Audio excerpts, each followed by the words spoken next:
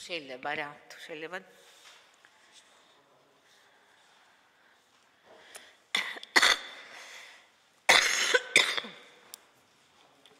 მოგესალმებით ბატონო ლაშა. დავძანდით თუ შეიძლება.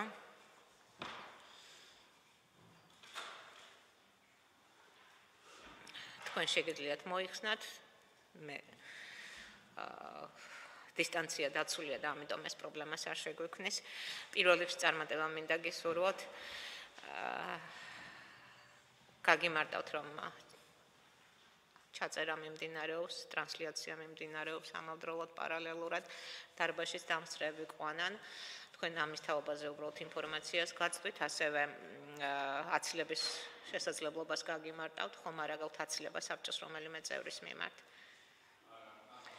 კი ბატონო, მადლობა. თვითაცილების საფუძვლებიც მე მგონი არ იკვეთება ამ შემთხვევაში, მაშინ ტრადიციულად мотиваციის თაობაზე შეგეკითხებით და მე კოლეგებს თხოვ რომ დასვან შესაბამისი კითხვები თქვენთან. მოგესალმებით. პირველ რიგში მოგილოცავთ დღევანდელ დღეს. ბარბარობა არის, მრავალწლაესწარით. რაც შეეხება თვითონ ჩემს мотиваციას, მოგეხსენებათ, რომ საგასაციო სასამართლო არის სასამართლო, რომელიც ახორციელებს შემთხვევაში ნორმის განმარტებას, ფაქტურად სამართლებრივ შეფასებას აკეთებს. მე თვითონ სადაც ახლა ჩემს სამოსამართლეო უფლებამოსილებას ვახორციელებ, ეს არის თბილისის სააპელაციო სასამართლოს ადმინისტრაციული საქმეთა პალატა. ვარ მესამე კატეგორიაში მოღვაწეობ, ეს არის ადმინისტრაციული სამართალდარღვევების საქმის კატეგორია. ფაქტიურად ჩემი მიერ მიღებული გადაწყვეტილებებიც საბოლოო არ საჩივდება და რაღაც კუთხით გამოცდილებაც მაქვს ამ კუთხით, ვინაიდან მოგეხსენებათ, რომ სამართალდარღვევათა სფერო ძალიან დიდი არის და ყოველთვის ვფრთხილობ, რომ რაიმე ისეთი ხარვეზი ან აი ნორმის სწორად განმარტებისათვის, ვინაიდან ფაქტიურად პრეცედენტული გამოდის ყოველი დადგენილება და ვფიქრობ, რომ ამ კუთხით რაღაც გამოცდილება მაქვს მიღებული და შესაბამისად თან საკმაოდ ბევრი საქმეები მაქვს ამ კუთხითაც განხილული. რაც შეეხება თვითონ საკასაციო სასამართლოშიც, ვფიქრობ, რომ როდესაც თუ მოხდება ჩემი არჩევა, შესაბამისად გავაგზავნებ აი ამ საქმიანობას და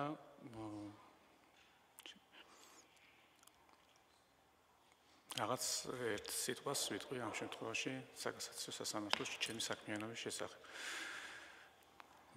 მეც ვერ დავამატებ. დიდი მადლობა კოლეგებს თხოვთ კითხვები ბატონი ლევანი. თამარი, ჯერჯერობით ხოლმე მეორე. კი ბატონო, პირველ ეტაპზე ბატონ ლევანს თხოვთ.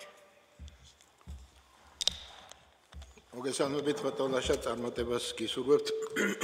ეს სხვა კონკურსებსაც ვუსვამთ ამ კითხვას სამართალი, სამართლიანობა, მორალი. როგორ არის ამ ტერმინების ფილოსოფიური განმარტება და თქვენ როგორც მოსამართლეს როგორ გესმით ეს ტერმინები და მათი მნიშვნელობა? სამართალი თვითონ სამართლებრივი სახელმწიფო ამ შემთხვევაში სამართალზე არის დაფუძნებული, ზოგადად არის ბუნებითი სამართალი, პოზიტიური სამართალი, ბუნებითი არის, რაც ადამიანის მიმართ არის თანდაყოლილი, ხოლო რაც შეეხება პოზიტიურ სამართალს, ამ შემთხვევაში ეს არის სახელმწიფოს მიერ დადგენილი, რომელიც სავალდებულოა შესასრულებლად.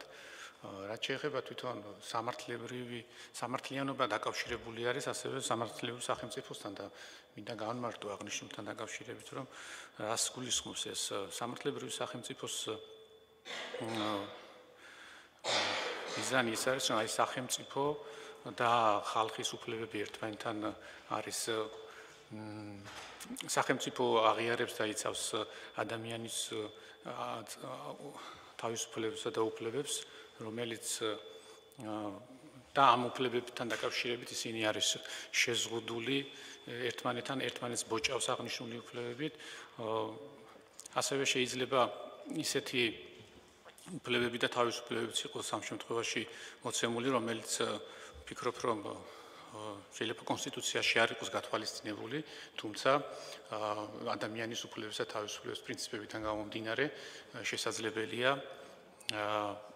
რომ იქნეს ამ შემთხვევაში განხილული. რაც შეეხება თვითონ ასევე ხორციელდება ხელისუფლების დანაწილების პრინციპით, ამ შემთხვევაში ეს არის საგანმანათლებლო აღმასრულებელი და სასამართლო ხელისუფლება და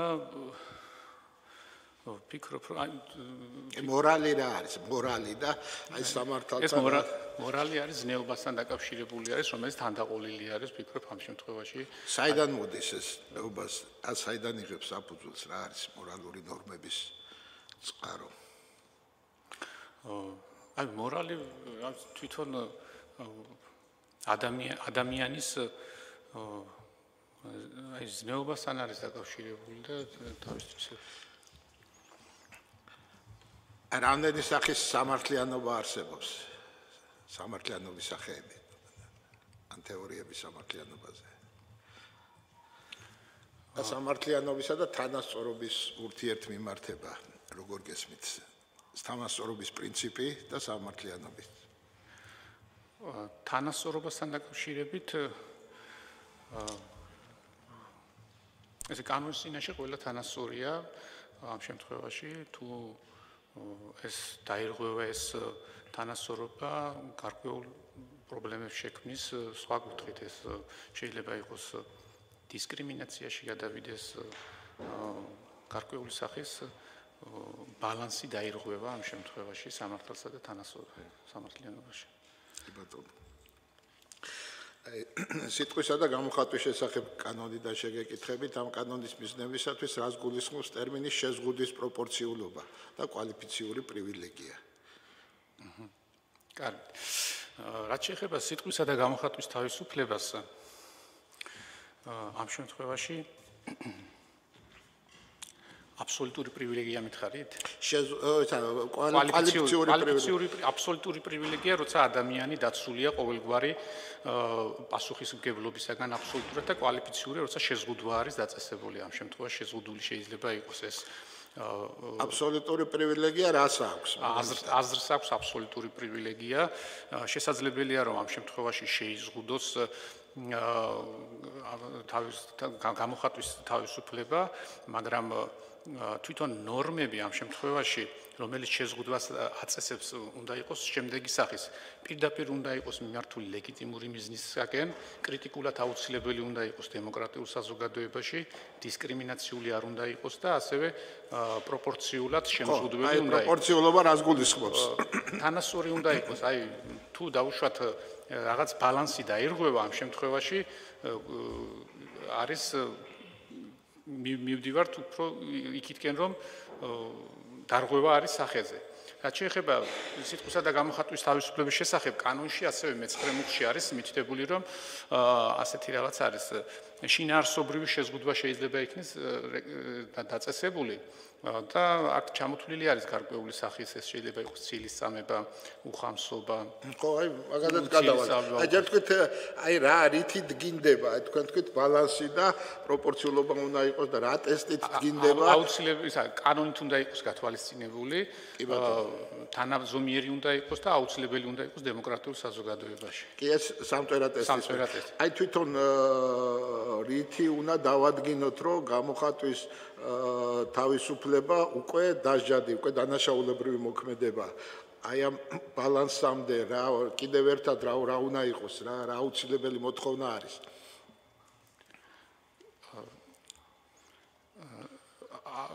ეს სამივე შემთხვევა რო არის იმის ხო, აი გამოხატვა, მე გამოხატავ ჩემს მოწოდება.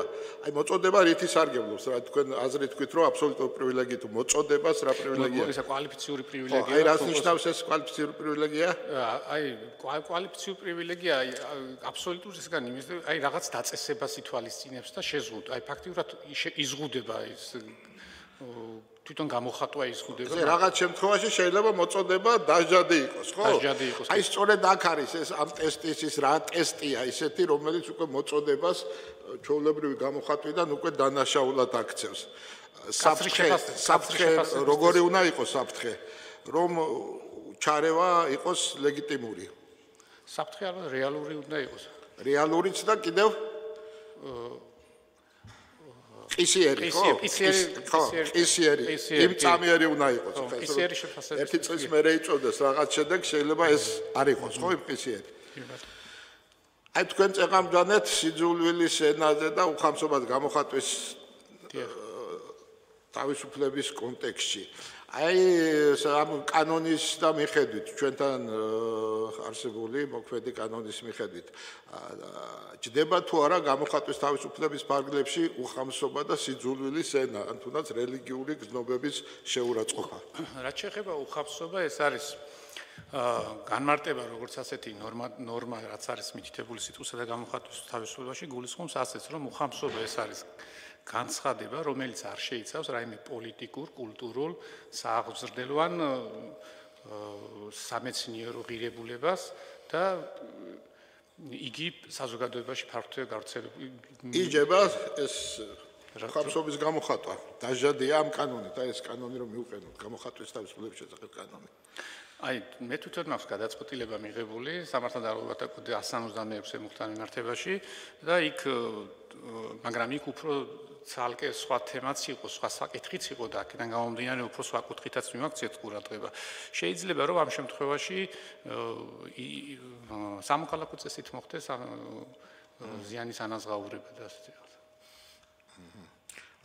სიძულვილის ენაზე რა სიტყვით? სიძულვილის ენა ამ შემთხვევაში სიძულვილთან მიმართებაში დარღვევა ყოველთვის არის, იმიტომ რომ სიძულვილის ენა შეიძლება ეს არის უფრო ფართო, უფრო კაცრია ამ შემთხვევაში ძალადობისკენ არის. ეს ტესტი გასაგებია, იმ ტესტის სიძულვილის ენა და ნებისმიერი გამოხატვის თავისუფლება შეიძლება შევძღუდოთ, რაც ეხლა თქვით ის ამწვერა და ის თქვენ ამერიკულ მოდელს მეკითხებით? სულ ერთია პრაქტიკა, ასეც ვთქვათ, დაუშვათ ამერიკული ვარიანტი, ევროპაში როგორ არის ევროპის აი ამერიკულ ვარიანტთან მიმართებაში ამ შემთხვევაში უფრო ფართო ის არის, რა ქვია, შეფასება და თვითონ ამერიკის კონსტიტუციას პირველ შესწორებას თქვენ ძალიან გიყვართ ეს პირველი შესწორება, იმიტომ თქვენს შეკითხვებში ხშირად არის ასეთი, რომ ეს პირველი შესწორება არის ძირითადად რომ კონგრესს ეკრძალება მიიღოს რაიმე კანონი, რომელიც ამ შემთხვევაში საფრთხეს შეუქმნის სიტყვისა და გამოხატვის თავისუფლებას და ერთი ამერიკელი მოსამართლის განმარტებასაც მოვიყვან, ეს არის ამერიკის ფედერალური მოსამართლე არის, რომელიც ამ შემთხვევაში ქალბატონი არის და ამბობს ასეთ რაღაცას, რომ კონსტიტუციის პირველი შესწორება იმიტომ კი არ მიუღიათ, რომ იმ აზრი მოვიწონოთ, რომელიც მოსამართლეებს მოგწონთ ამ შემთხვევაში პირებს შეუძლიათ ყველაფერი ისაუბრონ სასამართლოს მოსამართლეების და ასევე სასამართლო ორგანოების მიმართ და ჩვენ არ გვაქვს საპასუხოდ რაიმე გავცეთ პასუხი, ჩვენი გადაწყვეტილებებით უნდა ვესაუბროთ. აი, იქ უფრო მაღალ საფეხურზე არის და ეს არის ის ფასი, რასაც ვიხდი, რომ მე მოსამართლე მერკვას ასეთ რაღაცას განმარტავს და ამერიკულ მოდელში უფრო ვფიქრობ, რომ ამ შემთხვევაში ფართოდ არის ეს სიტყვისა და გამოხატვის და თვითონ შესწორებითაც იქნა დარეგულირებული და ჩვენთან უფრო აი მაგალითად ვფიქრობ, რომ აი ევროპაში როგორ არის? ერთ შესწორება შევიტანდი, მე მიყვარს ვერ ვიტყოდი, შეიძლება შედარებით მე უფრო ევროპულ მოდელს ვიზიარებ. რა თქმა უნდა, ჩვენ უფრო ევროპულ მოდელს ვიზიარებ და ეს ამწვრა ტესტში. ჩვენი კანონმდებლობა ევროპულთან უფრო ახლოა? არა, ჩვენი კანონმდებლობა კლასიკურად რო შევხედოთ, უფრო აი ამერიკულ, უფრო მეტ ევროპული პრაქტიკით სიძულვილის ენა არის დაჟადი თუ იცნობთ ასეთ სასამართლო პრაქტიკას. აი ერთ-ერთი საქმე მახსენდება არის სიძულვილის ენასთან დაკავშირებით, ახლა მხარებს ვერ გავიხსენებ, მაგრამ ფაქტობრივ გარემოებას რაღაც ნავთობკომპანია იყო გადამზიდავი, რომელიც ამ შემთხვევაში ინტერნეტში იყო მოქალაქეების მიერ იყო ატვირთული გარკვეული სახის სიძულვილთან დაკავშირებით განმარტებები და დაახლოებით 3 თუ რამოდენიმე დღე იყო და მიუხედავად და შემდგომ ამ თვითონ ინტერნეტ გამოცემამ წაშალა, მაგრამ მაინც ის პერიოდი საკმარისად ჩათვალა, რომ აი სიძულვილის ენა ყოფილა და იქ ეროვნულ კანონმდებლობაზე მას დაეკისრა პასუხისმგებლობა, გარკვეული სახის სანქცია და თან ეს სანქციაც არ იყო იმ შემთხვევაში მსუსხავი ეფექტი არ ჰქონდა ამ სანქციას და შესაბამისად სიძულვილის ენა მაინც მიუხედავად იმისა, რომ წაშალა და გარკვეული 2-3 დღე, რამოდენიმე დღე იყო, მაინც მიიჩნია, რომ დარღვევა იყო ამ შემთხვევაში.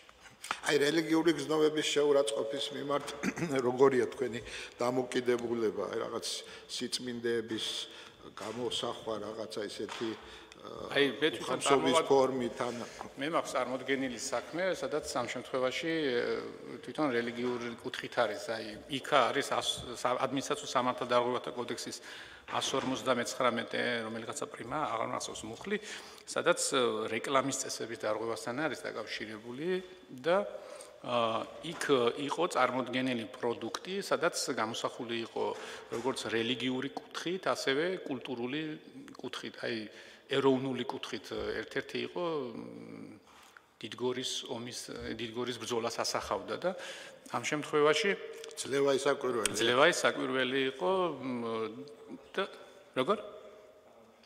ძლევა საკვირველი იყო რაღაცა სამეფო კარი თამაში, ასეთი რაღაცაები იყო, 4 შემთხვევა იყო და ამ შემთხვევაში რეკლამის შესახებ კანონი მესამე მუხლი არის არაეთიკურ რეკლამას განმარტავს რა არის და ზუსტად მიუთითებდა იმ გარემოებას, რომ ამ შემთხვევაში ეს კანონით იყო აკრძალული და შესაბამისად იქნა გამოყენებული საჯარიმო სანქცია და ასევე ადმინისტრაციულ სამართალ დარღვევათა კოდექსში არ იყენებენ ხშირად, მაგრამ გვაქვს 51 მუხლი, რომელიც ასევე დარღვევას ადგენს და ავალებს, თვითონ დამრღვევს, რომ გამოასწოროს აღნიშნული.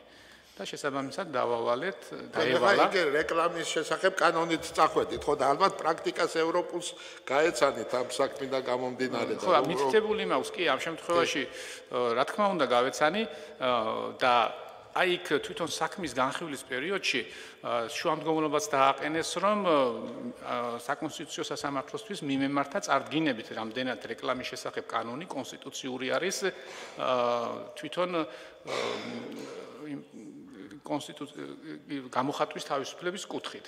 დღესაც ხა ჩემთვის ცნობილია, რომ საკონსტიტუციო სამართლოში არის ეს საქმე, მაგრამ გადაწყვეტილება არ არის მიღებული, მაგრამ მე არ ჩავთვალე ამ შემთხვევაში, რომ მიმემართა წარდგინებით საკონსტიტუციო სასამართლოსთვის და და თვითონ ეს კანონით იყო გათვალისწინებული და რაიმე ამკრძალო ღონისძიებას ვერ ხედავდი ამ შემთხვევაში. და თვითონ როგორც მითხარით საერთაშორისო პრაქტიკას გავეცანი, ხო?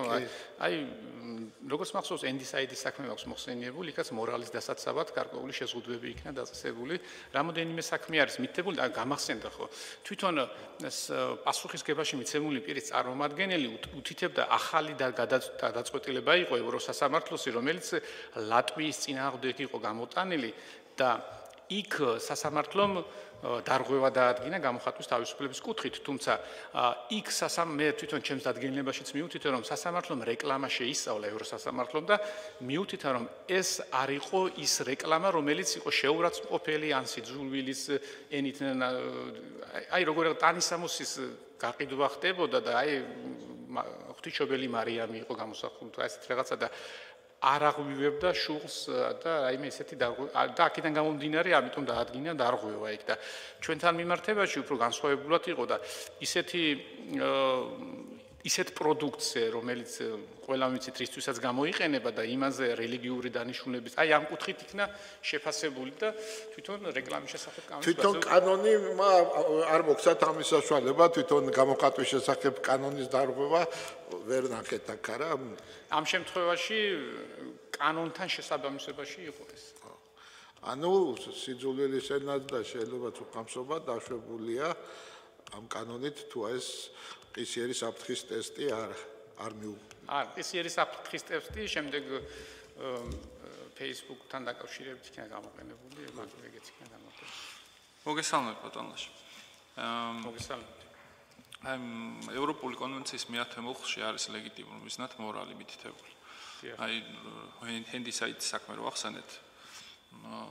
იქ აქედან გამომდინარე ჩათვალა მართლზომიერად გამოხატვის თავისუფლების შეზღუდვა გაერთიანებულ სამეფოში. მორალის დასაცავად. მორალის დასაცავად, იმიტომ რომ იქ მოწყვლად ჯგუფებზე გათვლილი სახელმძღვანელოების არასრულწლოვნებზე.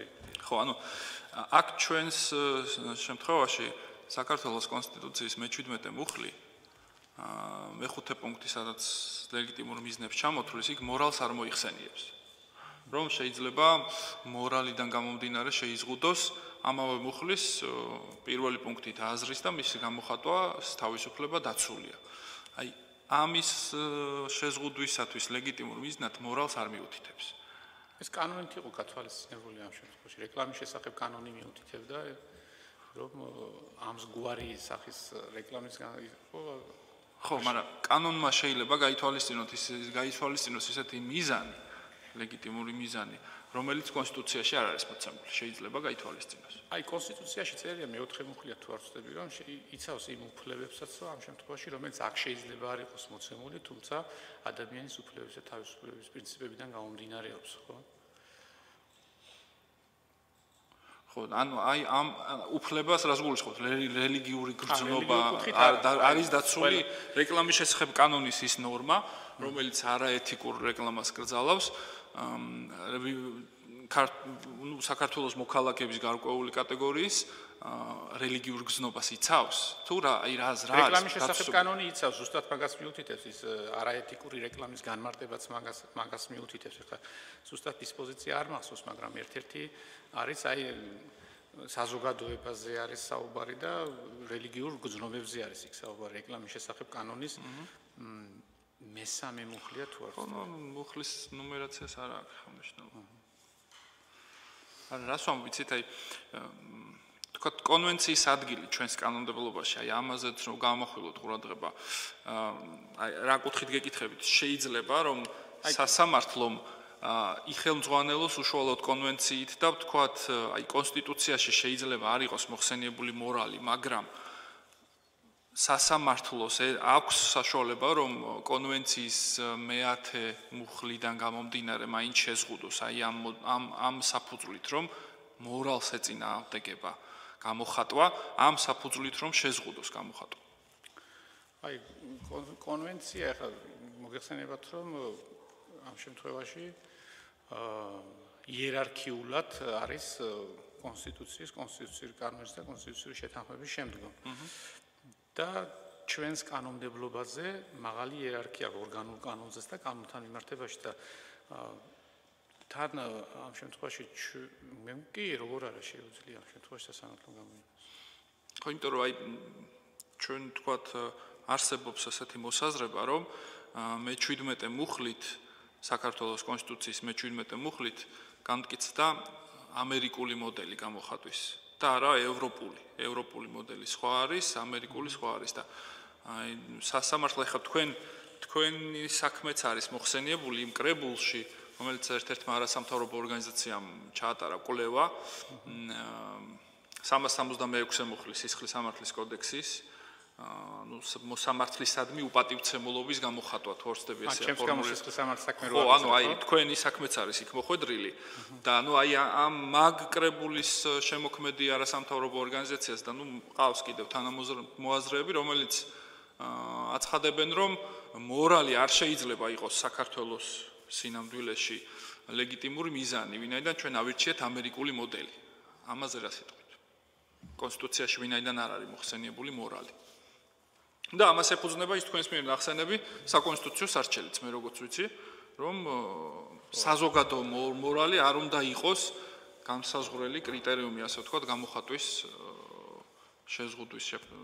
შეზღუდვისათვის. რაც შეეხება თვითონ ევროპის ადამიანის უფლებათა და ძირითად თავისუფლებათა კონვენცია, როგორც ამ შემთხვევაში მე ვფიქრობ, რომ ამ კონსტიტუციის თვითონ კონვენციის გამოყენება დასაშვებია ამ შემთხვევაში და უნდა იქნეს გამოყენებული.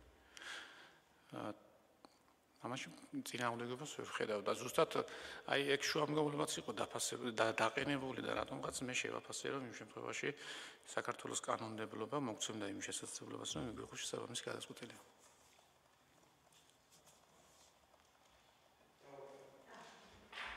თამართხოვთ. მოგესალმებით ბატონ ლაშა, თქვენ რამდენჯერმე ახსენეთ ერთ-ერთი საქმე, რომელიც გამოხატვის თავისუფლების შეზღუდვას ეხებოდა და ამ კონტექსტში მექნება ეს ერთი ესეთი შეკითხვა, მოგეხსენებათ, რომ ადმინისტრაციულ სამართალდარღვევათა კოდექსში 2019 წელს დისკრიმინაციის ყველა ფორმის აღმოფხვის შესახებ კანონში განხორციელებული სექსუალური შევიწროებას გულისხმობს. ცვლილებებთან ერთად, ცვლილება განხორციელდა ასევე სამართალდარღვევათა კოდექსში და კი ბატონო ეს შეეხება სექსუალური შევიწროების აკრძალვას საჯარო სივრცეში, ანუ საჯარო ადგილებში უпростоრად. თქვენ ხომ არ გქონიათ პირველ რიგში ეს მაინტერესებს პრაქტიკა, სადაც საჯარო ადგილის განმარტება გახდებოდა საჭირო, ან თქვენ როგორ ფიქრობთ, საჯარო ადგილად რას მოიაზრებთ? მოიაზრებთ პირისპირ შეხვედრას, პირისპირ შეურაცხყოფას ან სხვა რაიმე ქმედებას, თუ ეს შეიძლება გავიგოთ საჯარო ადგილად შეიძლება მოვიაზროთ სხვა სივრცეებიც, იგივე Facebook სივრცე, იგივე თქვათ სხვა საშუალებები. მადლობ შეკითხვისთვის. რაც შეეხება იმ დადგენილებაში 166-ე მოხდარ მიმართებაში იყო და ეს დადგენილება კანონიერ ძალაში არის შესული. იქ საუბარი იყო, რამდენად იყო თვითონ Facebook-ში, სადაც დახურული ჯგუფი იყო, შესაძლებელი იყო შეურაცხყოფის მიღება 166-ე მუხლით დაკვალიფიცირებულიყო.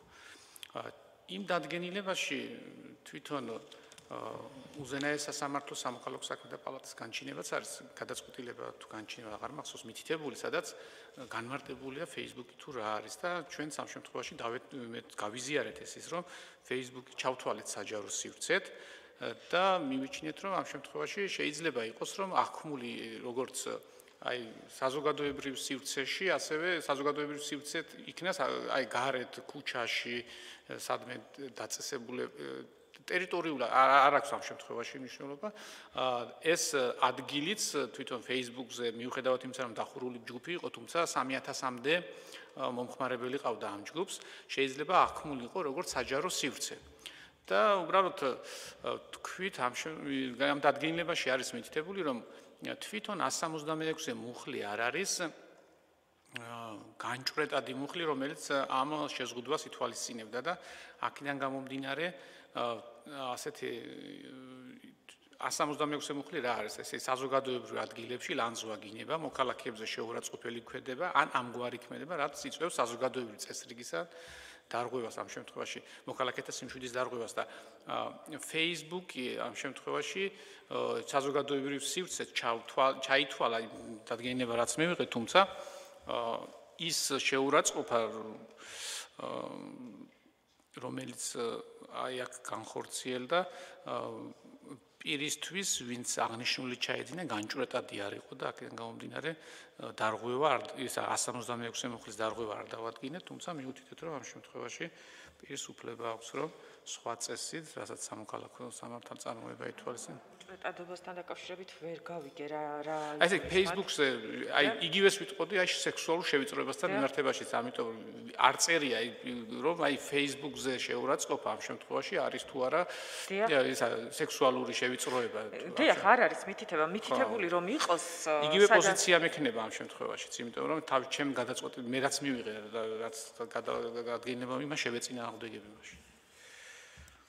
ანუ მე მგონი ამის თქმა გნებავთ, რომ ნორმა, რომელიც საკანონმდებლო ნორმა ყოველთვის უნდა იყოს განჭვრეტადი და პირს უნდა ჰქონდეს მოლოდინი ამ ქმედების განხორციელების პირობებში, რა სახის პასუხისგებლობა შეიძლება დაეკისროს და თქვენ ბრძანებთ, რომ განჭვრეტადი არ იყო ნორმა იყო გარკვეული ბუნდოვანებით მოცული და აქედან გამომდინარე ეს იყო ამოსავალი თქვენი გადაწყვეტილების. ხო, ეს უნდა ეს განმარტო და ჩვეულებრივ ხო აი ეს. აა კი ბატონო. ბატონო ლაშა, თქვენ საქმიანობას ახორციელებთ ამ ეტაპზე სააპელაციო სასამართლოში და ყველაზე ისეთი ხშირი შეხება გაქვთ ადმინისტრაციულ სამართალდარღვევებთან. და ესეთი კითხვა მექნება თქვენთან, ფარულ ჩანაწერს თუ მიიჩნევთ დასაშვებ მტკიცებულებად ადმინისტრაციულ სამართალდარღვევათა საქმის განხილვისას? იქნება ეს სამართალდარღვევათა კოდექსით თუ თქვათ სხვა საკანონმდებლო აქტებით იგივე ქალთა მიმართ და ოჯახში ძალადობის აღკვეთის შესახებ კანონიდან გამომდინარე საქმის განხილვის დროს თუ შეიძლება ჩაითვალოს ან რატომ მიიჩნევა ფარული ჩანაწერი დაუშვებელ მტკიცებულებად ზოგადად ანუ რა უფლებასთან მოდის წინააღმდეგობაში და რა შემთხვევაში შეიძლება მოსამართლემ ცნოს ის დასაშვებ მტკიცებულებად? ფარული ჩანაწერი როგორც ასეთი პრაქტიკაში არ მქონია რომ ითხრათ აი წარმოდგენილი ყოფილიყო საქმის განხილვის დროს და აი მაგალითად ოჯახში ძალადობის ამსახველი ესეთი ვთქვათ სხერპლს რომ გქონოდა თქვენს წინაშე წარმოდგენილი ესეთი ჩანაწერი არ გქონიათ ეს შემთხვევა? არა ასეთი რაღაცა არ მქონია. აი რომ იყოს თუმცა აი მაგალითად თუ სხვა ვერაფრით ვერ მე ვფიქრობ რომ რატომაც არა უნდა დაუშვათ აი თუ ადამიანის ჯანმრთელობას, სიცოცხლეს, აი ოჯახური ძალადობა ამ კუთხით არის, ხო? და თუ სხვა მტკიცებულება რაღაც თქო უნდა იქნეს გაზიარებული ამ შემთხვევაში, რატომაც არა. მაგრამ მე თვითონ პრაქტიკაში არ მქონია ფარული ჩანაწერი. ანუ ნებისმიერ შემთხვევაში დაუშვებდით ასეთ ჩანაწერს ნებისმიერ შემთხვევაში არა, აი რაც თქვი, აი ამ კუთხით ამ შემთხვევაში შესაძლებელია რომ აი ვინაიდან ოჯახურ ძალადობას ეხება და იქ ქმარი და ცოლი არის და ან შეიძლება სხვაც იყოს ამ შემთხვევაში, ხო, ბავშვებთან მიმართებაც შესაძლებელია რომ რატომაც არა იქნეს გამოყენებული. და სისხლის სამართლის მიზნებისთვის ახლა ვფიქრობ რომ აი არის მითითებული რომ დაუშვებელი მტკიცებულება არის, მაგრამ სამართალდარღვევათა კოდექსში სამართალდარღვევის დროს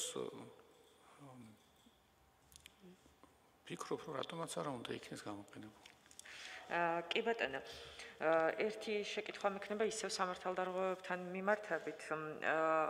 თქვენ მოგიხსენებათ, რომ ადმინისტრაციული კანონმდებლობა ითვალისწინებს სასამართლოსა და ადმინისტრაციულ ორგანოს შორის მსგავსი ფუნქციების შეთავსებას, ესე ვთქვათ, სახდელის ანუ სამართალდარღვევად ცნობას, კონკრეტული ქმედების პირისთვის ამ სტატუსის მინიჭებას და სანქციის გამოყენებას, ხო? ცალკეულ შემთხვევებში ეს სასამართლოს უფლებამოსილებაა სამართალდარღვევათა კოდექსით ან სხვა კანონით და სხვა შემთხვევაში ადმინისტრაციულ ორგანოს აქვს ამის უფლება. როდესაც სასამართლო საჩივარს განიხილავს, სადაც გასაჩივრებულია ადმინისტრაციული ორგანოს მიერ მიღებული გადაწყვეტილება, რომელიც ეხება სამართალდარღვევის ჩადენის ფაქტს, მის სტატუსს, ან მინიჭებას სამართალდამხობის სტატუსის და სახდელის კანონშესაბამისობას ყველაფერს ერთად და ეს არის გასაჩივრებული სასამართლოში და სასამართლო საჩივრის განხილვის პირობებში თავად იღებს გადაწყვეტილებას შეცვალოს სანქცია. ანუ იყენებს ან უფრო მსუბუქ სახდელს თუ ვთქვათ ამის საშუალებას იძლევა ნორმა სახდელის ნაწილში თუ დისკრეცია აქვს ადმინისტრაციულ ორგანოს მინიჭებული და ცალკეულ შემთხვევებში სასამართლო იყენებს უფლებამოსილებას, რომელსაც განსაზღვრავს 22 მუხლი, ხო, შენიშვნის გამოყენებას, რომელიც ანუ ადგენს, რომ სახდელის შემფარდებელს შეუძლია გამოიყენოს სიტყვიერი შენიშვნა სამართალდარღვევის ჩადენის შემთხვევაში სამართალდამღობის მიმართ და გაათავისუფლოს ის პასუხისმგებლობისგან. როგორ ფიქრობთ, ანუ რამდენად კანონშესაბამისი არის სასამართლოს ამგვარი გადაწყვეტილება ან მოქმედება არის ის უფლებამოსილი, რომ ეს დისკრეციული უფლებამოსილება გნებავთ ან კანონით ადმინისტრაციული ორგანოსთვის მიკუთვნებული უფლებამოსილება თავად მიითვისოს, ესე ვთქვათ, ბრჭყალებში და თავად განახორციელოს იგივე. მადლობთ შეკითხვისთვის, ძალიან საინტერესო შეკითხვა არის. 276 მუხლი აწესრიგებს მაგ საკითხს თვითონ.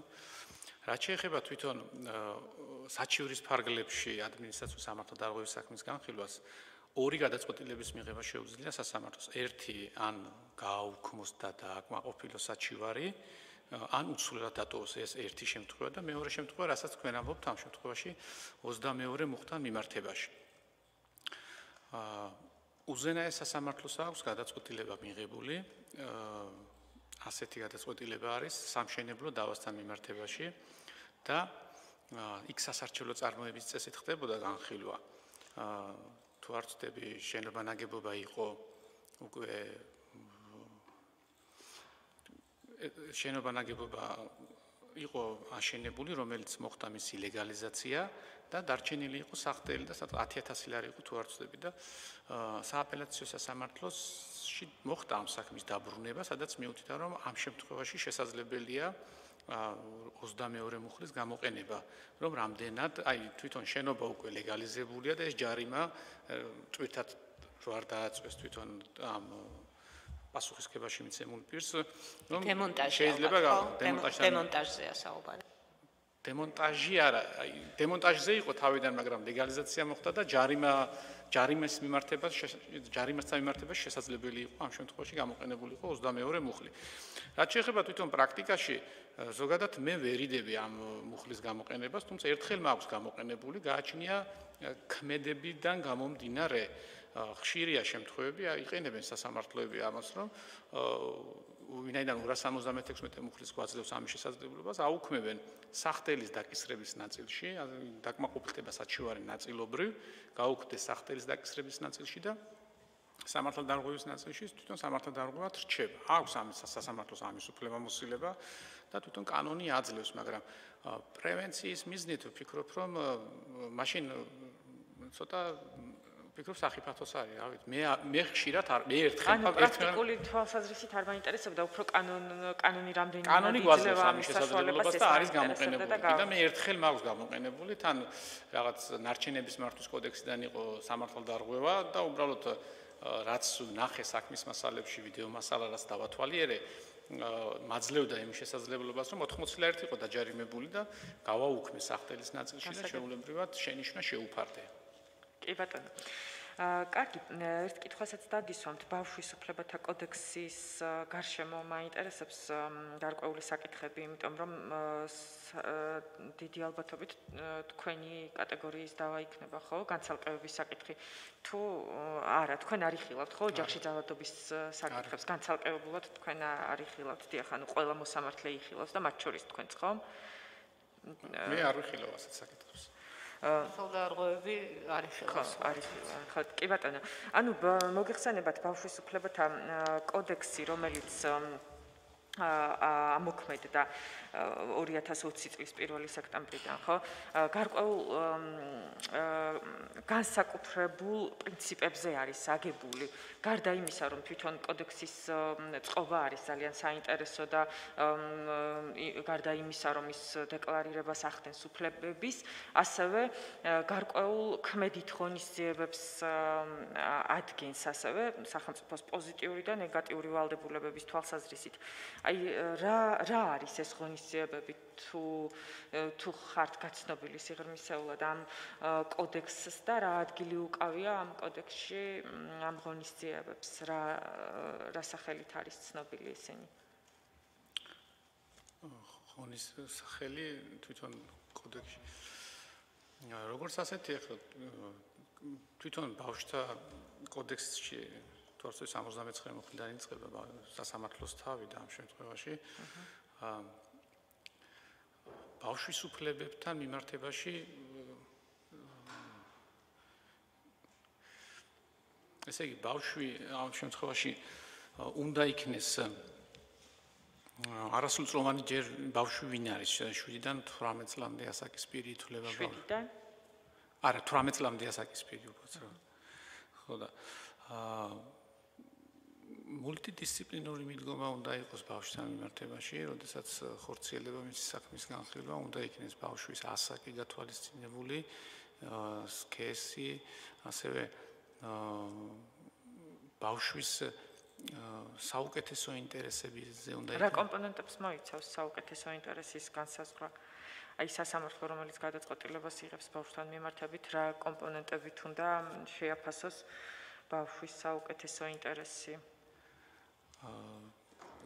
რასთან მიმართებაში მეკითხება? აი ზოგადად ბავშვის საუკეთესო ინტერესის განმარტებას ჩვენი კოდექსი იძლევა და რა არის ეს რა ინტერესია? ბავშვის საუკეთესო ინტერესი ამ შემთხვევაში ვინ განსაზღვრავს ბავშვის საუკეთესო ინტერესს ამ კოდექსის შესაბამისად? თვითონ მოსამართლე განსაზღვრავს ბავშვის საუკეთესო ინტერესს გადაწყვეტილების მიღების დროს. მხოლოდ მოსამართლე? თუ პრიორიტეტულად სხვა პირებსაც აქვთ მისი განსაზღვრის საშუალება? მშობლები ხომ არა? მშობლებს აქვთ თუ არა უფლება რომ განსაზღვრონ ბავშვის საუკეთესო ინტერესი? მშობლებიც არის ამ შემთხვევაში მეურვეობის და მზრუნველობის ორგანო, სოციალური სამსახურიც.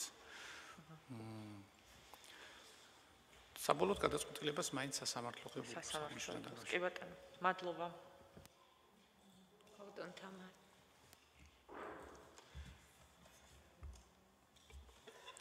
მოგესალმებით. თქვენ საუბრობთ სამართალდაღოებთან დაკავშირებულ საკითხებთან მიმართებაში და თქვენი პრაქტიკული გამოცდილებიდან გამომდინარე სამ სფეროში უფრო მეტი გამოცდილება გაქვთ სამართალდაღოების კუთხით. როგორ ფიქრობთ, სად გადის ზღვარი ადმინისტრაციულ დარღვევასა და სამართალდაღოვასა და სისხლის სამართლის დანაშაულს შორის? რა კრიტერიუმებით შეიძლება მოხდეს გამიჯვნა მათ შორის და როდის შეიძლება ადმინისტრაციული სამართალდაღოვა გადაიზარდოს სისხლის სამართლის დანაშაულში? თვითონ ადმინისტრაციულ სამართალდაღოვათა კოდექსი ამ შემთხვევაში ადგენს იმ გარემოებებს ნორმის დისპოზიციიდან გამომდინარე, რა შეიძლება იქნეს ამ შემთხვევაში აი აღავიღოთ მაგალითად 173 მუხლი, სადაც მითითებულია, რომ პოლიციის მიმართ დაუმორჩილებლობა, ხო? ეს არის კანონიერი მოთხოვნით, იქ არის მითითებული, თუ ეს ქმედება არ შეიცავს სისხლის სამართლის დანაშაულებრივ დანაშაულს ამ შემთხვევაში დაკვალიფიცირდება 173. უფრო სისხლის სამართლის კუთხით ალბათ უფრო მკაცრი იქნება ქმედება მის მიერ, აი თუნდაც პოლიციელის მოწოდების დაუმორჩილებლობა უფრო მსუბუქია და მის მიმართ აი თუნდაც ძალადობის გამოვლინება ამ შემთხვევაში უფრო გადადის სისხლის სამართლის დანაშაულში. და აი რა კუთხით აი გარკვეული კრიტერიუმებით რითაც შეიძლება რომ ეს ზღვარი უფრო კარგად დავინახოთ თუ ქონიათ ამაზე გიფიქრიათ ამაზე ამ პრაქტიკული გამოცდილებიდან გამომდინარე რამდენად ქონიათ აი მაგალითად ავიღოთ 45 მუხლთან მიმართებაში აი არის პირველი შემთხვევა 45 თუნდაც 45 პრიმა ორივე მუხლი ერთი არის ნარკოტიკების მოხმარება ყველა სახის ნარკოტიკების მოხმარებას ეხება და ასევე შეძენა შენახვასაც ყველა გარდა ცენარე კანაფის და მარიხუანას და 45 პრიმა არის მხოლოდ ცენარე და კანაფის მოხმარებას, რომელიც ითვალისწინებს ადმინისტრაციულ საქმეს, თუმცა განმეორების შემთხვევაში წლის განმავლობაში უკვე სისხლის სამართლის პასუხისმგებლობას ითვალისწინებს. ამ კუთხით აი 273 მუხლია და 273 პრიმა მუხლი. კარგი, თქვენ აღნიშნეთ 173 მუხლზე ქონდათ ყურადღება გამახვილებული და აი ავიღოთ ესეთი შემთხვევა, მაგალითად 176-173 მუხლებთან მიმართებაში. მოქალაქე, რომელიც საზოგადოებრივ წესრიგს არღვევს, უშვერი სიტყვებითი ლანძღება და ასე შემდეგ და მიუხედავად იმისა, რომ პოლიციელი მიდის მასთან, არაერთხელ მოუწოდებს რომ დაემორჩილოს კანონის მოთხოვნებს და ამავე დროს ის გამოხატავს აგრესიას და შეურაცხყოფილ სიტყვებს პოლიციელის მიმართ. და ბუნებრივია არსებობს ხო საფუძველი 176-ზე და 173 მუხლებითაც დაკავების. აი სასამართლო პრაქტიკაში ხშირად მინახავს შემთხვევა, რომ ტოვებენ მხოლოდ 173-ს ნაწილს და ამ საფუძვლით ხდება პირის დაკავება. აი როგორ ახსნით თქვენ ამას? მაშინ როდესაც გვაქვს ორივე მუხლის ერთობლიობა. ეს საინტერესო შეკითხვა არის. არის შემთხვევები, როდესაც ორივე გვაქვს და არის შემთხვევები მარტო 173 მუხლი არის. აი, როდესაც ორივე შემადგენლობა სახეზე, აი ამ შემთხვევაზე მაქვს საუბარი. ხო, აი როგორი რაღაც არის. თუ პირი არღვევს საზოგადოებრივ წესრიგს და შემდგომ პოლიციელი მიდის მას და მოუწოდებს, რომ დაიცვას წესრიგი, თუმცა შემდგომ პოლიციელის მიმართ ახორციელებს შეურაცხყოფელ საქმიანობას, მაშინ ორივე გვაქვს 166 და 173. მაგრამ თუ იმ შემთხვევაში პოლიციელთან მოუვიდა კონფლიქტი და ამის გამო დაიწყო ლანძღვაგინება, 173 უფრო მკაცრი მუხლი არის და იმ 176-ზე შთანთქავს ამ შემთხვევაში. 176-ზე ვეღარ გვექნება რა. ორივეს მოიცავს 173, იმიტომ პოლიციელთან დაკავშირებული ქმედების შედეგად განხორციელდა ის ქმედება და ამ შემთხვევაში 176-ზე ცალკე აღებული აღარ არის, აღარ გვაქვს. აი ეს ამიტომ არის რომ 176-ში წყდება 173 და არის მეორე შემთხვევა არის კიდე ორივე მუხლი არის, ოღონდ იგინებოდა, ილანძღებოდა, საზოგადოებრივ წესრიგს არ ღვევდა, მივიდა პოლიცია მოუწოდა, მაგრამ არ გაჩერდა იგივე ქმედება გააგრძელა. ამ შემთხვევაში 173-ში წყდება და რჩება 176-ზე. რატომ? 35 მუხლი არის სამართალდარღვევათა კოდექსში და მითითებულია, რომ მარცხაწინააღმდეგო ქცევის განგრძობა სათანადო უფლებამოსილი პირის მოწოდების მიუხედავად ჩადიოდა 176-ე მუხლით გათვალისწინებულ სამართალდარღვევას, წვრილმან ხულიგნობას, პოლიციელი, რომელიც პოლიციის შესახებ კანონიდან გამომდინარე არის პირი, ვინც საზოგადოებრივ წესრიგს იცავს, მივიდა მას მოუწოდა აღნიშნული წესრიგის დაცვისაკენ, მაგრამ მან იგივე ქმედება განახორციელა. ზოგი ამ შემთხვევაში მიიჩნევს, რომ ეს არის 173 ის კანონიერი მოთხოვნა. ამ შემთხვევაში ამას თვითონ 35 მუხლი გამორიცხავს და შესაბამისად დამამძიმებელ გარემოებაში გადადის 176 მუხლი და 173 მუხლი ცალკე აღარ არის. კი ბატონო. აი ეს ხშირად არის ეს შემთხვევები, რომ ორივე მუხლით არის და ხდება ან 176 მუხლით შეწყვეტა, ან 173 მუხლით შეწყვეტა. თქვენ დასაწყისში, როდესაც мотиваციაზე საუბრობდით, აღნიშნეთ ის, რომ თქვენი განაცხადი, რომ იყოთ კანდიდატი უზენაეს სასამართლოს მოსამართლეობის და გამახვილეთ ყურადღება იმაზე, რომ უზენაეს სასამართლოში ნორმის განმარტების საკითხს აქვს დიდი მნიშვნელობა. თქვენი პრაქტიკიდან გამომდინარე, თქვენ თუ გაგიკეთებიათ რაიმე განსხვავებული განმარტება და საერთოდ როგორ უყურებთ მოსამართლეთა სამართალ შემოქმედების პროცესს, აი ამ ნორმის განმარტების საკითხთან მიმართებაში? რაც შეეხება თვითონ რაც შესავალ სიტყვაში განმარტი ამ შემთხვევაში, როგორც ასეთი ნორმის განმარტება, რომ აი ნორმა როგორ განმემართა ასეთი რაღაცა ამ შემთხვევაში ჩემს მიერ არ განხორციელებულა, თუმცა მიუთითე რომ თვითონ სააპელაციო სასამართლოში, როდესაც ვიხილავ ამ კატეგორიის საქმეებს, არის საბოლოო არსაჩივრდება და ძალიან დიდი სიფრთხილით ვეკიდებით აღნიშნულ საქმეს მე თვითონ და აი ერთ მაგალითს მოვიყვან, ძალიან საინტერესო საკითხი არის. აზრთა სხვადასხვაობა არის და თვითონ იურიდიულ წრეებშიც ამაზე ბევრი მიდის საუბარი, რამდენად გვაქვს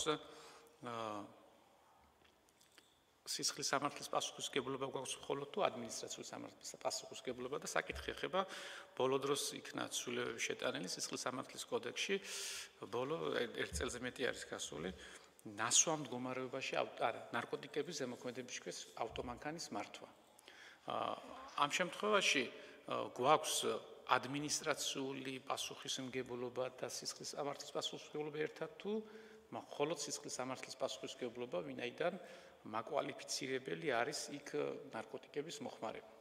ორი საქმე იყო ჩვენთან სააპელაციო სასამართლოში გასაჩივრებული და ჩვენ მივიჩნიეთ ამ შემთხვევაში, რომ ორი ქმედება არის, ერთი არის ადმინისტრაციული სამართალდარღვევა და მეორე არის სისხლი და რატომ? ორი ქმედება რატომ?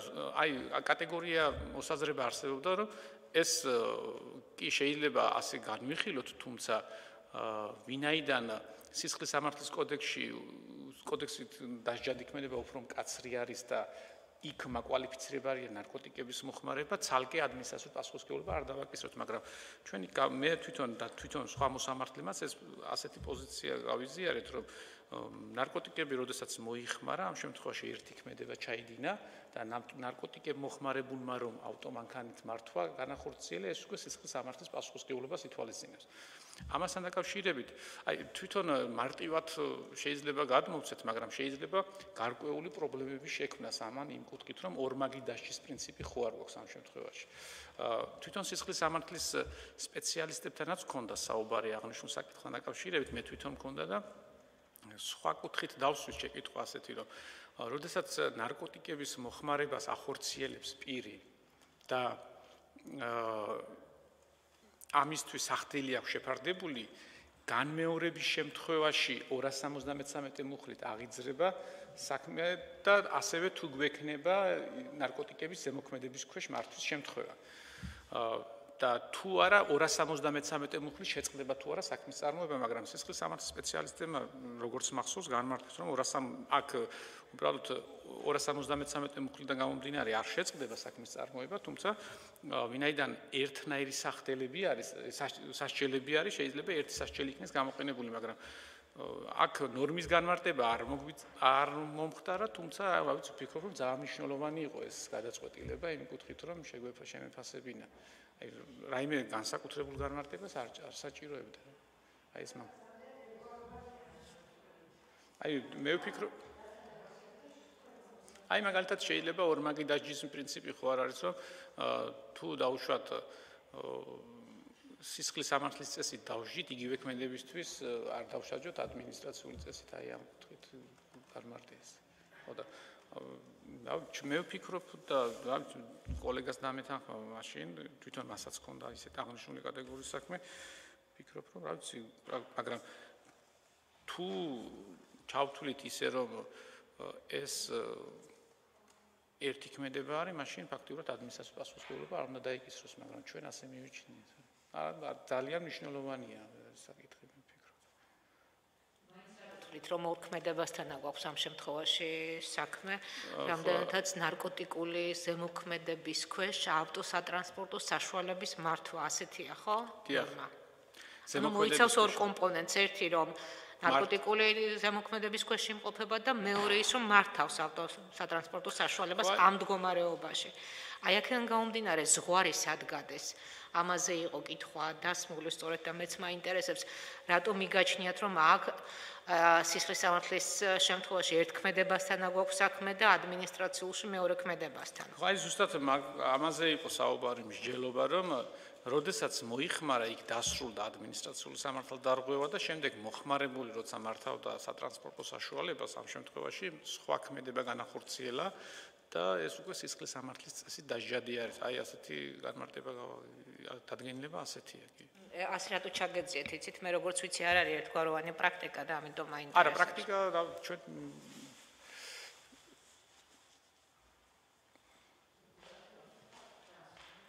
ქალბატონი ირმას აქვს სურვილი კითხვა დასვას, ქალბატონო ირმა მოგესალმებით. მოგესალმებით, ბატონო ხალხო. ის ხო ჩემი ხარ? სვიხე ქალბატონო ირმა ბატონ ზაზას სურს დაზუსტება, როგორც ვიცი, კითხვის და მაშინ ჯერ დავაზუსტებინოთ, ხო? უბრალოდ მოგესალმებით,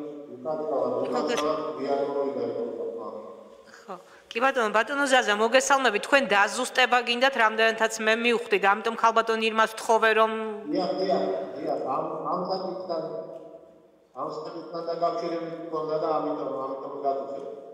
ბატონო, ბძანეთ, ბატონო ზაზა, გისმენთ. აი, რაღაც სისხლის სამართლის პათოლოგიებაზე და ადმინისტრაციის დიფერენციაციაზე წავიდა.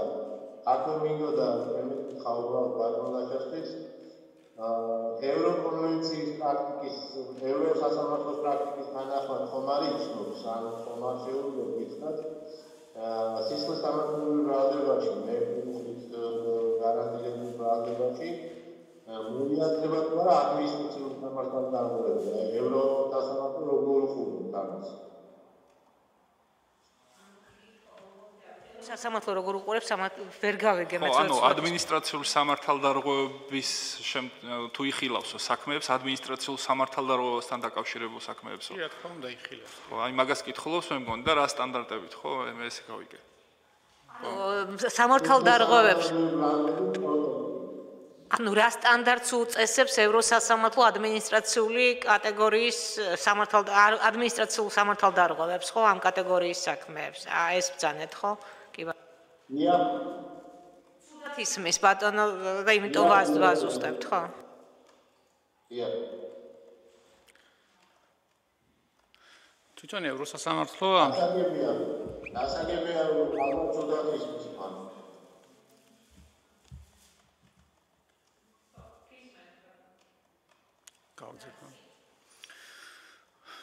სტანდარტი ახლა ადმინისტრაციულ სამართალდარღვევებთან დაკავშირებით რა თქმა უნდა ევროსასამართლო იხილავს აღნიშნულ საკითხს და სისხლის სამართლის სტანდარტთან მიმართებაში აი დაკავების საკითხებთან დაკავშირებით აქვს სამართალდარღვევების პატიმრობა სამართალდარღვევის შეგახსენებთ უბრალოდ ალბათ ამ კონტექსტში სვავს უფრო პატიმრობა ადმინისტრაციული პატიმრობა თუნდაც სამართლის კუთხიდან როგორ ხითო დაგეზუსტათ აი ადმინისტრაციულ პატიმრობასთან დაკავშირებით რა სტანდარტს ადგენს ევროსასამართლო რა მითითება გააკეთა ამასთან დაკავშირებით ან თუ გახსენდებათ ის საქმე რომელიც ფაქტობრივად ამ თვალსაზრისით სახელმწიფოს кейსი გახდა ეს წევრი სახელმწიფოებისთვის საქართველოს წინააღმდეგობად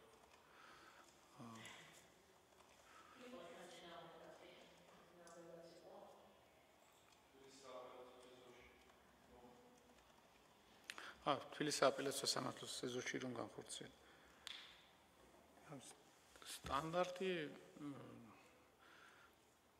ვფიქრობ, რომ ამ შემთხვევაში სტანდარტი თანაბარი უნდა იყოს, როგორც სისხლის, ასევე ადმინისტრაციული წესით. რამე ისეთი განსაკუთრებული არ მახსენდება ამ შემთხვევაში. აღნიშნულთან დაკავშირებით. კი ბატონო ბატონო ლევან რამეს ხო არ დააზუსტებთ ნებავთ კიდე კითხვის დასმა ზაზა ვოლფ ბატონო ლევაშუში ბატონო ზაზა ხომ არ გნება არა ხო მადლობა ეხლა ნამდვილად ხალბატონ ირმას უსმენთ ბატონო ლევან თქვენ თვით შეფასებაში ესეთ კითხვაზე რომ რაც თქვენი ყველაზე დიდი მიღწევა მითითეთ პროფესიული ჟურნალი და ავტორიტეტი. თუ შეგვიძლია ვიყო კარგად გმირდეთ პროფესიული ზრდით თვალსაზრისით პედაგოგიაში გამოვიყენოთ და ავტორიტეტს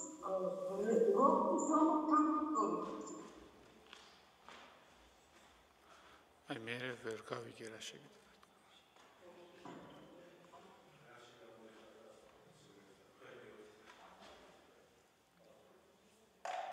თქვენ გაქვთ მითითებული პროფესიულ ზრდაზე და ავტორიტეტზე და ამასთან დაკავშირებით ცავს ხალბატონ ირმა კითხვას რაში გამოიხატა და როგორ ახსნით თქვენს მიერ ამის თაობაზე გაკეთებულ მითითებას ამ შემთხვევაში თვითონ პროფესიული ზრდა იმ კუთხით რომ აი თვითონ ჩემ რაც საჯარო სამსახურში ვმუშაობ აი უზენაეს სასამართლოდან დავიწყე მუშაობა 2007 წლის 29 იანვარს დავინიშნე აქ უზენაეს სასამართლოში მთავარ სპეციალისტის თანამდებობაზე გავიარე გარკვეული თავდაპირველად კონკურსის წესით მოხდი რეზერვში და დავინიშნე შემდგომ ერთი წელი დაახლოებით ერთი წლის შემდეგ აღნიშნულ თანამდებობაზე შემდგომ თბილისის სააპელაციო სასამართლოში მუშაობდი 5 წლის განმავლობაში მოსამართლის თანაშემწის თანამდებობაზე ჩავირიცხე იურისტი და ყველა ეტაპი გავიარე აი თვითონ და ამ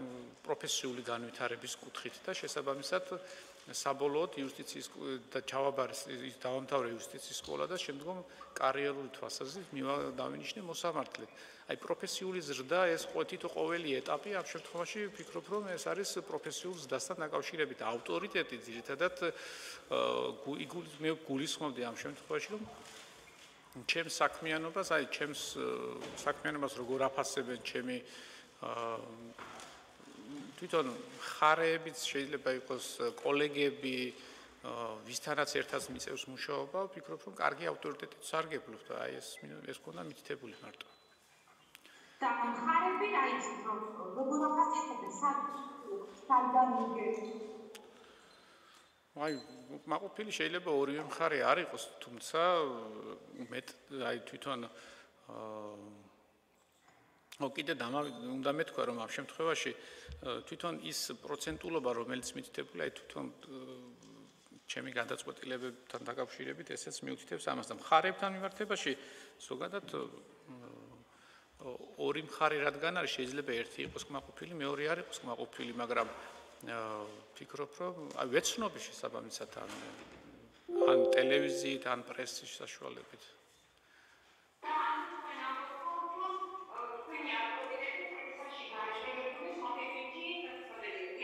არა, ეს არ მithქვამს მე.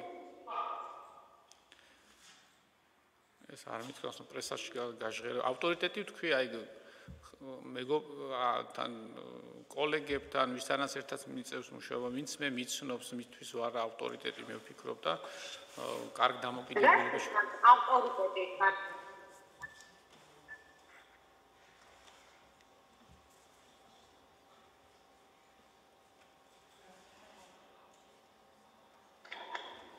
ალბათ ხო უშუალოდ ბატონი ლაშა როგორ მიიჩნევს ხო რას ნიშნავს ავტორიტეტი ამ კითხვას ვსვავთ ალბათ ქალბატონო ირმა ცოტა ცუდად შემოდის ხმა და ამიტომ ბოდიშს გიხდით მე ახლა ბატონი მაგას კითხულობ რას ნიშნავს ავტორიტეტი და თქვენთვის ვინ არის ავტორიტეტი კი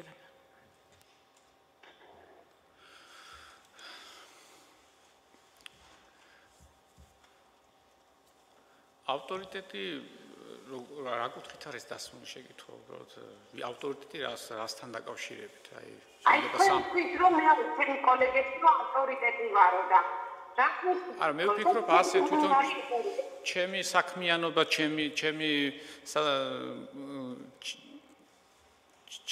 ჩემი საქმიანობა თვითონ სამსახურში კოლეგებთან ურთიერთობაში რა ვიცი მეგობრებთან ურთიერთობაში ვფიქრობ რომ ეს მაძლევს იმის შესაძლებლობას რომ თქვა რომ მე ვარ მათთვის ავტორიტეტი ანალოგიურად შეიძლება იყოს ის ჩემი მეგობრებიც ჩემს მიმართ ვისთანაც მეგობრობ ამ შემთხვევაში იყოს ჩემთვის ავტორიტეტი ხო ეს შეფასებითია ეხა ვინ როგორ შეაფასებს ავტორიტეტი შეიძლება იყოს ადამიანი რომელთანაც არ მეგობრობ ანუ მეგობრობა ავტორიტეტს ავტომატურად არ ნიშნავს ხო ამიტომ გეკითხებით რომ იმის ავტორიტეტი თქვენთვის რას ნიშნავს და ვინ არის თქვენ ვისთვის რომ ეს თქვენთვის არის ავტორიტეტი ხო აი ამ კუთხით ვისთანაც ეხა კომუნიკაცია არ მაქვს და ვისაც კარგად არ ვიცნობ ის ჩემთვის ავტორიტეტი როგორ არ ვიცი მე ასე ვფიქრობ რომ ვერ იქნება ну შესაძლებელი ადამიანს არ იცნობდეთ მაგრამ ავტორიტეტი იყოს ხო თქვა მაგრამ პირადად ეს შეფასებითი არის ახლა შეიძლება სხვას მიაჩნდეს ავტორიტეტად მაგრამ მე ვფიქრობდი რომ არ იყოს ჩემთვის ავტორიტეტი ამ პირიქით შეიძლება და მე მაგას ვკითხეთ რომ თქვენთვის ავტორიტეტი რო იყოს იმეს თქვენთვის თვითონ რომ მე ვარ მეგობრებში და კოლეგებში ავტორიტეტი და მაგიტო ვკითხეთ რომ თქვენთვის რა თავი კრიტერიუმი რომ ან ვინ არის ავტორიტეტი მეგობრობა ავტომატურად აღნიშნავს იმას, რომ უდარში დასაწყისია ის აზრით მნიშვნელოვანია ფაქტოს საფუძვზე. კარგი, ტოლერანტობა როგორ გესმით? ტოლერანტობა რას ნიშნავს? თქვენთვის. ტოლერანტობა აი მრავალფეროვნება იგულისხმება ამ შემთხვევაში. მრავალფეროვნება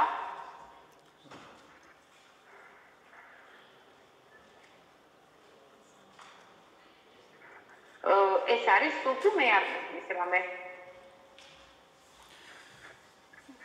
ყველა სახეობის შეიძლება იყოს ადამიანთა შეზღუდული შესაძლებლობას სექსუალური კუთხით ადამიანთა ერთობა ეს არის მრავალფეროვნება ეს ვფიქრობ თქვენ ტოლერანტობა გითხათ აი თქვენ თვლით თუ არა რომ ტოლერანტი ბრძანდებით ანუ ხარ თუ არა მიმტევლებელი აზრის თუ გაქვთ უნარი იმის რომ სხვისი აზრი პატივისცეთ გაიზიაროთ მიმტევებელი ხართ თუ არა აი ამ კომპონენტებს კითხულობს ქალბატონი ირმა და გთხოვთ რომ აი ამ მიმართულებით რა თქმა უნდა ეხა ტოლერანტობა ყველა სახის კატეგორია თვითონ პიროვნულადაც ვარ ამ შემთხვევაში როგორც თქვენ განმარტეთ მიმტევებელიც ვარ ყველა თვითონ ჩემი პროფესიიდან გამომდინარე ყველა სფეროსში ყველა ადამიანთან მქონია შეხება იყო ისეთი საქმეები სადაც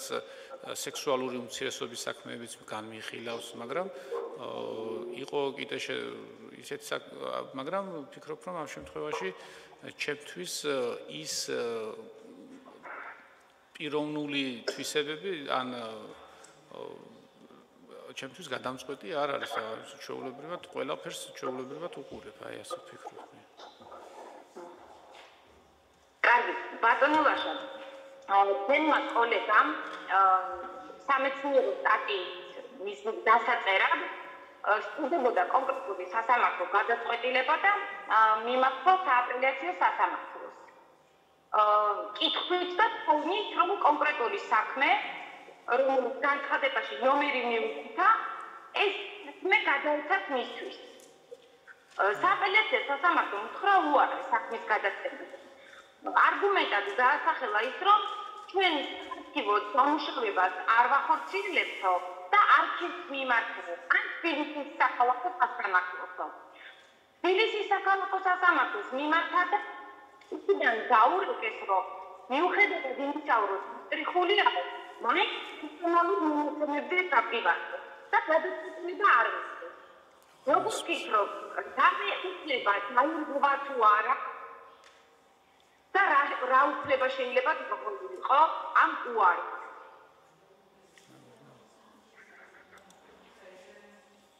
ну ირმა ბოლო ნაწილი არის მოდა ძალიან გთხოვთ რა დავაზუსტებ ანუ სააპელაციო სასამართლოს მიმართა კონკრეტული გადაწყვეტილების მოთხოვნით ხო სწორედ გავიგეთ სააპელაციო სასამართლო მიუთითა რომ მასთან არ ინახება საქმე და უნდა მიემართა ამ პირველი ინსტანციის სასამართლოსთვის ან არქივისთვის კი ბატონო ამის შემდეგ პირველი ინსტანციიდან მოდის პასუხი და რა წერია პასუხში ეს ვეღარ გავიგეთ უკვე ფერდირად ან ურეკავენ სახალხო სასამართლო და ეუბნება სასამართლოს წარმომადგენელი რომ გადაწყვეტილებას არ გასცემენ იმიტომ რომ შეიძლება შეიცავდეს პერსონალურ მონაცემებს აჰა პერსონალურ მონაცემებს შეიძლება შეიცავდეს ხო მერე გადაწყვეტილებაზეა საუბარი ანუ უკვე დასტრიხული გადაწყვეტილება შეიძლება შეიცავდეს პერსონალურ მონაცემებს გასაგებია ეს არის სტანდარტული პასუხი საქალაქო სასამართლო არცერთ გადაწყვეტილებას არ გასცემს და მე მინდა თუ შეიძლება ბატონმა ლაშამ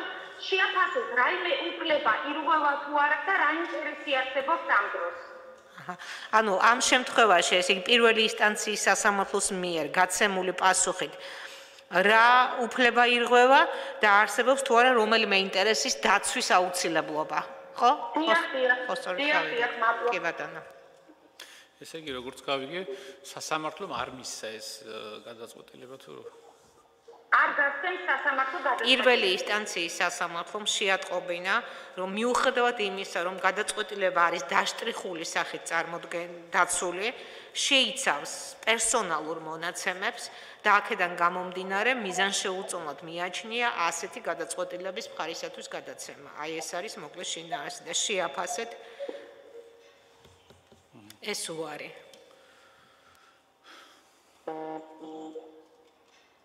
უფლებას უპირისპირდება ამაზე საუბრობს ქალბატონი ირმა და რა ინტერესი არსებობს არის თუ არა რომელიმე ინტერესი რომელიც დაცულია ამ შემთხვევაში ეს პირის პერსონალური მონაცემები ალბათ პირად არაკონებრივ პირად უფლებები მერვე მუხთა მიმართებაში შეიძლება იყოს.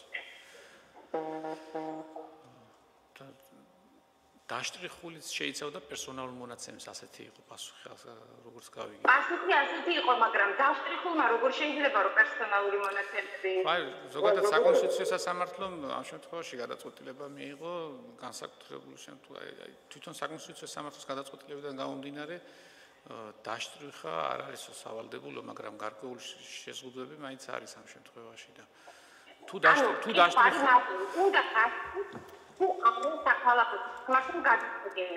თუ დაშტრიხული იყო, უნდა მიეცად, მე ასე ვფიქრობ ამ შემთხვევაში. კი ბატონო. კარგი, მადლობს და ერთი კითხვაც არის ის და ამიტომ ეს კონტროლი. მენტალური განვითარების მძიმე შეფეთქების მქონე ფსიქიატრიულ პაციენტს ფსიქიატრიულ დაწესებულებაში მის წინებაში დარჩი ჩაუყრდა სტერილიზაცია. ბოდიშ ვიხდით, მაგრამ მეც ვერ გავიგე. ანუ ლეტალური განვითარების და მე ვერა მენტალური. ხო, მენტალური. შეფერხების მქონე პაციენტს დიახ. მის თანხმობის გარეშე ჩაუტარდა სტერილიზაცია. ჩაუტარდა სტერილიზაცია. დიახ, მისი თანხმობის გარეშე. დიახ, გავიგე. ბატონო ლაშა, დაირღვა თუ არა რამე უფლება. და კონტრარგუმენტით რო ვიქნათ, იმიტომ რომ საქართველოს პრაქტიკიდან გეუბნებით ამ მაგალითს და აქ მხოლოდ მათ შორის სხვა ქვეყნების.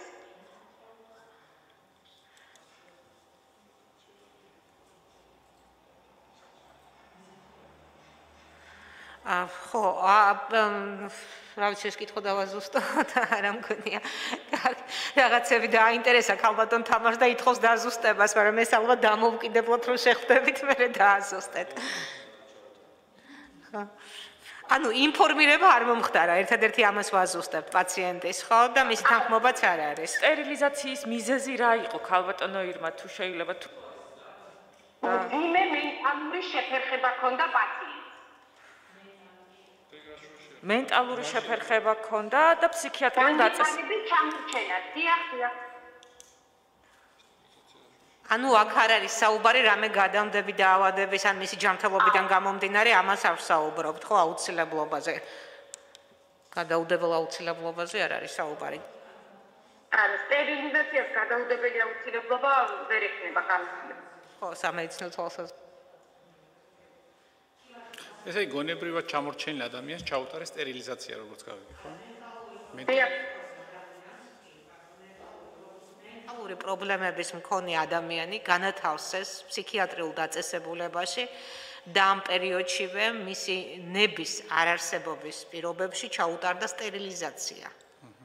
ამაზეა საუბარი.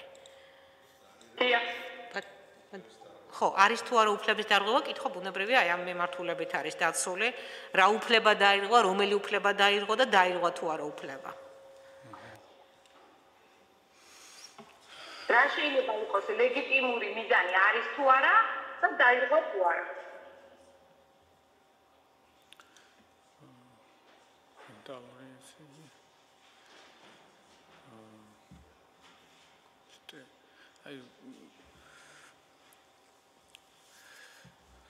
ეს საკითხია ძირითადად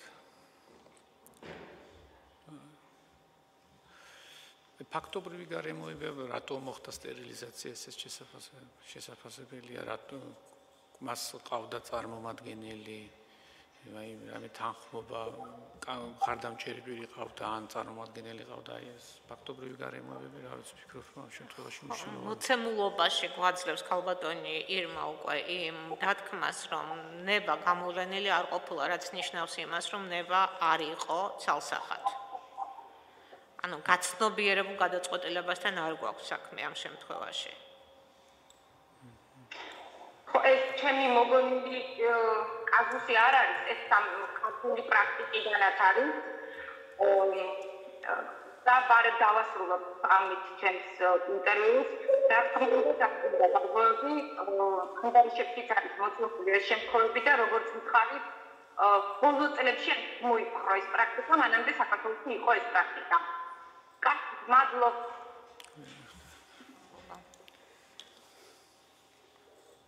სხვა კითხვები ხომ არ არის? არ არის. კი ბატონო, ქალბატონ ირმას მხრიდან არ არის კითხვები. სხვა კითხვები ხომ არ არის, ხომ არ სურს კითხვის დასმა. იმას. ქალბატონ კეთევანი დასავს. მოგესალმებით ბატონ ლაშა, გისურვებთ წარმატებებს. უბრალოდ მაინტერესებს თქვენი აზრი მოგეხსენებათ ჩვენ ადმინისტრაციულ პროცესში, სამოქალაქო პროცესში და შესაბამისად ადმინისტრაციულშიც არის კონკრეტული დასაშოვების საფუძვლები. თქვენ ხომ არ გიფიქრიათ თქვათ რომელიმე ისეთ საქმეთა კატეგორიაზე, რომელიც თქვენი მოსაზრებით მუზენაის სასამართლოში უნდა იყოს ავტომატური დაშვების საფუძველი. მაგალითად, შეგახსენებთ, რომ სისხლის სამართლის საპროცესო კოდექსის მიხედვით, როდესაც არასრულწლოვან შეეხება საქმე, საკითხი ის ავტომატურად დაშვების წინაპირობაა. სამოქალაქო საქმეებზე სიტყვისა და გამოხატვის თავისუფლება, როდესაც შეეხება და არის საკითხები, როდესაც ის კრიტერიუმები, რომელიც ცალკე გვაქვს დასაშოვების არ გამოიყენება და საქმე არსებითად განიხილება. თქვენ ხომ არ გიფიქრიათ რაიმე კატეგორიის საქმეებზე თქვენი აზრით, რომ შესაძლებელია უზენაეს სასამართლოში იყოს პირდაპირ არსებითად განსახილად დაშვებული? ასეთ რაღაცაზე არ მიფიქრია ნამდვილად. მადლობა. კარგით, რამდენადაც ხედავ შეკითხვები აღარ არის ბატონ ლაშასთან, ამიტომ მას დავემშვიდობებით, კარგად სანდებოდეთ. ისურვებთ ჯანმრთელობას და წარმატებებს. ნახვამდის.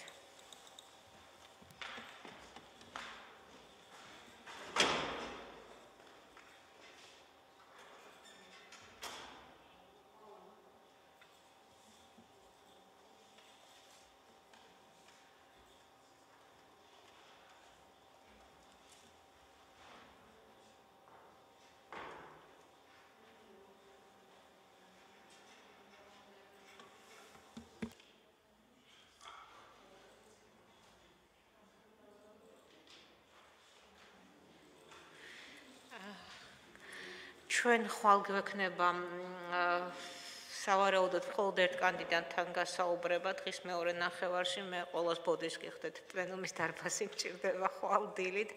დღის პირველ ნახევარში ჩვენისი და უზენაესის პრობლემატიკიდან გამომდინარე გამოიკვეთა საჭიროება, რომ ჩაინიშნოს პლენუმი, აქედან გამომდინარე ეს დარბაზი დაკავებული იქნება დღის პირველ ნახევარში. და ჩემი თხოვნა იქნება თუ შეძლებთ და თქვენთვის ყოველთვის მისაღებია 3 საათზე დავიბაროთ კანდიდატი, რომელიც თანაც შედგება გასაუბრება და ეს იქნება მხოლოდ ერთი. რადგან ფიზიკურად ვერ მოვასწრებთ სხვას. ანუ ბატონი ლევან თევზაძე. 3 საათისთვის დავიბარებთ და ჩვენი თხოვნაც იქნება 3-ისთვის თუ შემოგვიერთდებით. ამ ეტაპზე მაშინ დაგემშვიდობებით ყველას, დიდი მადლობა, კარგად ზანდებოდეთ.